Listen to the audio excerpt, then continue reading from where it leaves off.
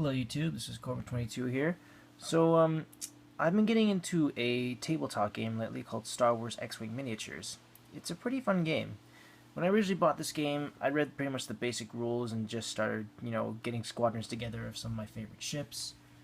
And, well, me and my roommate just kind of have like our own little epic battles on our own little time and whatnot.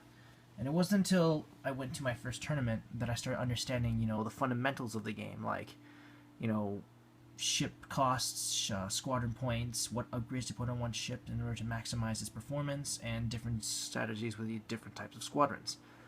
So I figured, once I took what I learned from that tournament as a learning experience, and I started making my own squadron builds based off of other existing squadron builds or builds that I invented myself. This particular one is one I've kind of borrowed for now with my own little twist. It's a standard rogue squadron build, consisting of 3 X-Wings, Wedge Antillies, West Janson, and Derek Hobbie Klivian. 3 of Rogue Squadron's finest pilots. Now, this build is focused entirely off synergy, meaning that these ships must work together in order to complete their mission objective. If you watch any of the Rogue Squadron, if you played any of the Rogue Squadron games or read it in their books, then you know this to be true. So let's move on to their stat cards. Surprisingly enough, Wedge Antilles, who is Rogue Leader, is surprisingly not the most important ship in this build.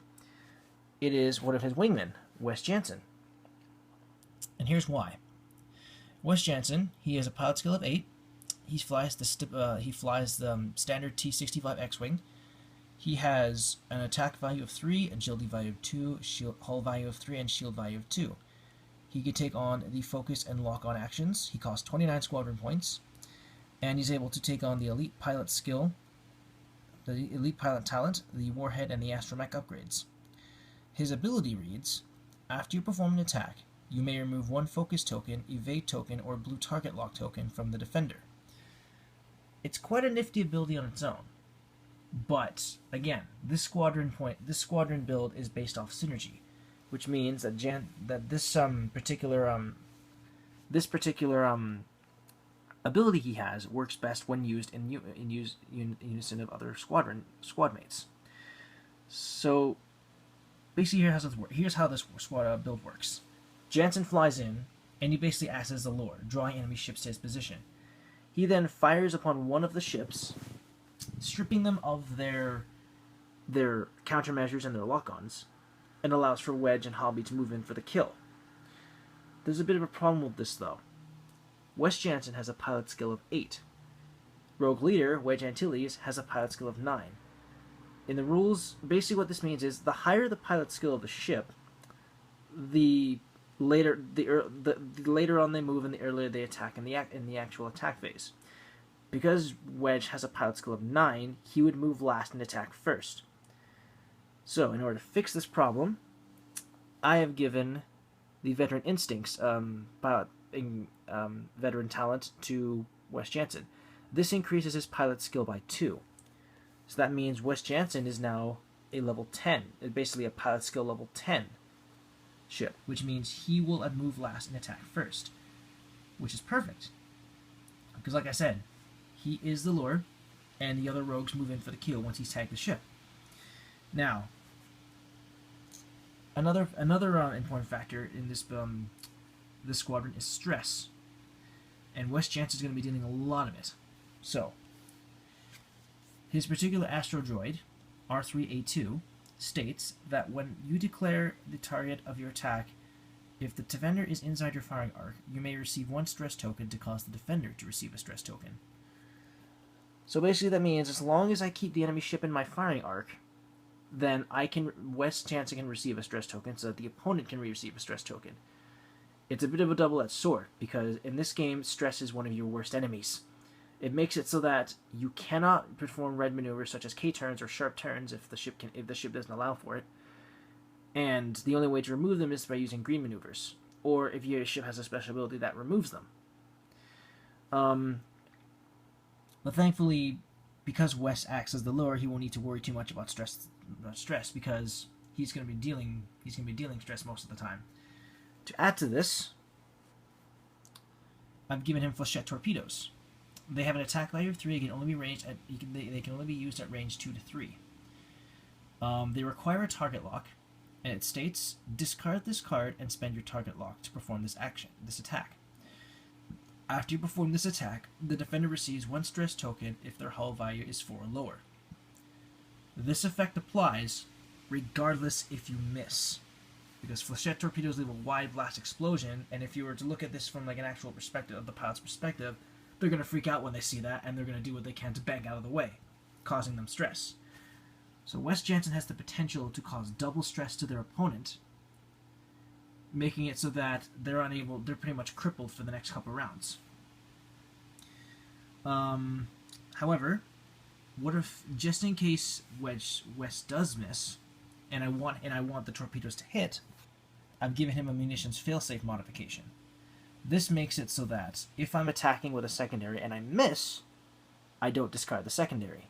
I keep it, I lose the target lock, but I don't lose the secondary.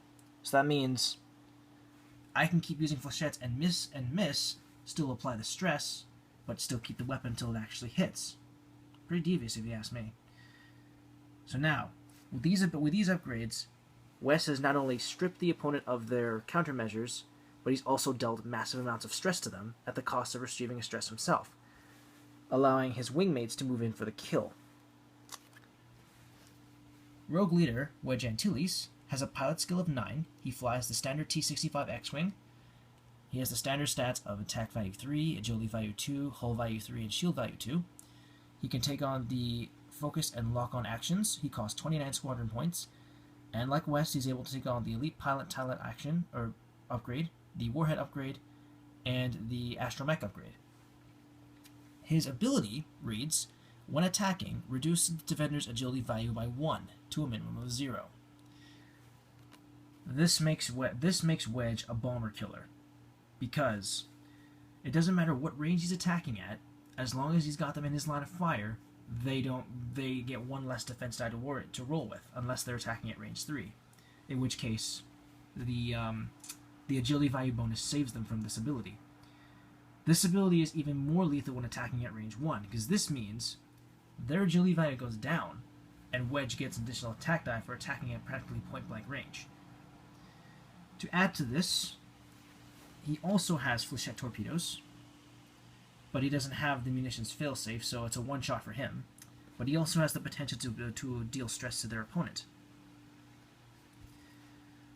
I've also given him the Squadron Leader Advanced Elite Pilot talent, and this states that it can only be used it has a bold action next to it, which means it can only be used during the action phase. So this means I now have an option. I have 3 options to choose from in the action phase: focus, lock-on, or the Squadron Leader. Squadron Leader states, choose one ship at range 1 to 2 that has a lower pilot skill than you. The chosen ship may immediately perform 1 free action. Normally this would apply to both of his wingmen, but because Wes Janson has the Veteran Instincts talent, it won't work on him because his pilot skill is higher than Wedge. It will, however, work on Hobbie because his pilot skill is level 5. So basically what this means is, say Hobbie moves and performs his action. Say he performs a focus. If he's within range 1 to 2 of Wedge Antilles, he's able to do a free action, which means he's able to perform another lock-on to his opponent, which actually works in conjunction with his ability, which I'll go into later.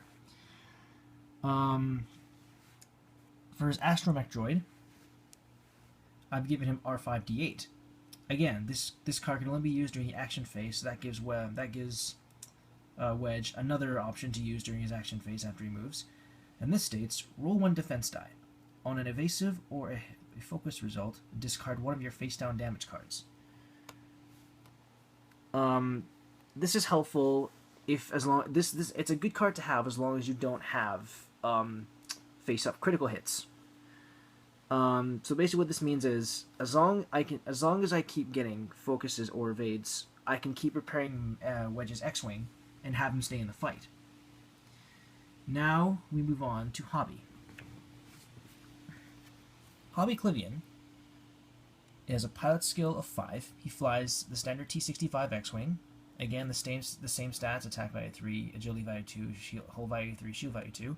He's able to take on the focus and lock-on actions. Costs 25 squadron points, and is able to utilize the warhead and astromech upgrades.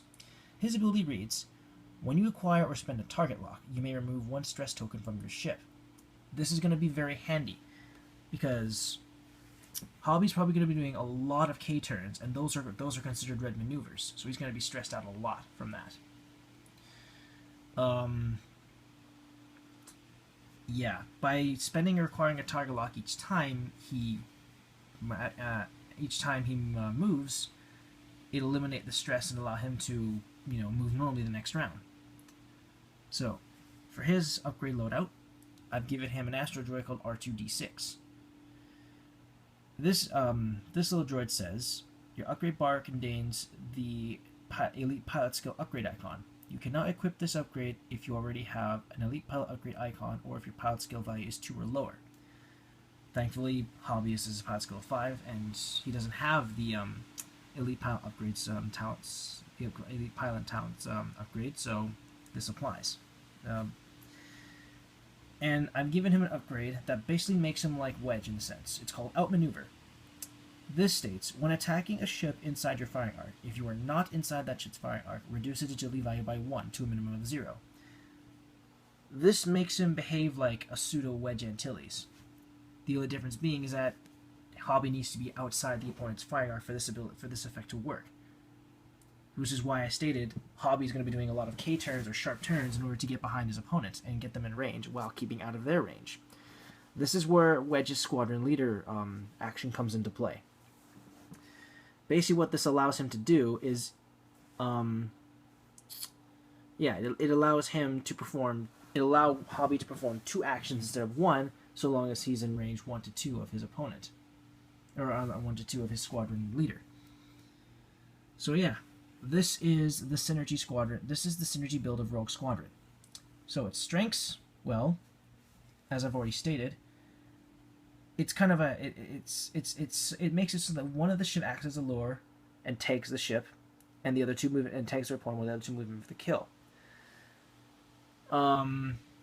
It also has capabilities of dealing lots and lots of stress, and Wedge Antilles' Squadron Leader upgrade allows for even more advanced teamwork against with his squad mates.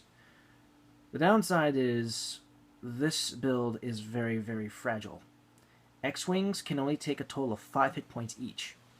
So if one of them goes down, then basically the whole build just falls apart.